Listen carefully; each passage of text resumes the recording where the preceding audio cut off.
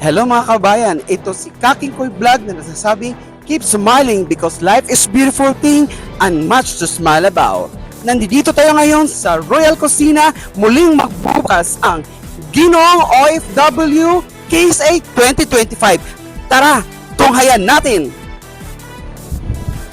Nakikita natin ang mga kalahok na handang ipakita ang kanilang talento, talino at pagiging tunay na Ginoo ng mga OFW. Siya ang unang kalahok, si Christian Emmanuel Flores from Pampanga. This is Christian Emmanuel Flores, your Ginoong OFW KSA 2025, representing Pampanga. Siya ang pangalawang kalahok, Jeremy Vergara, Quezon City. Bali, gusto kong sumali dito para masubukan na may experience din.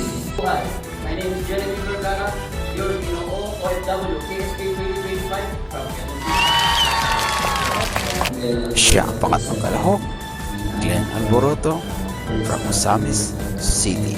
37 years of age and I'm from Osamis City. Osamis City. I'm Glenn A. Alfonso, your Ginoo OFW KSA 2025 from Quezon City. Siya ang pang-apat na kalahok, Mr. Leo Lipa City, Batangas.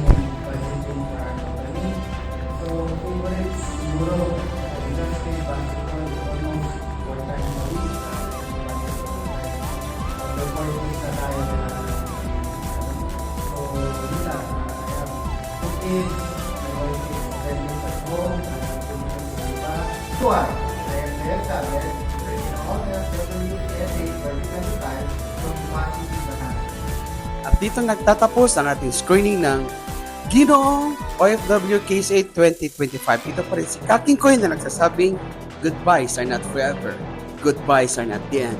This simply means I miss you till we meet again. Bye!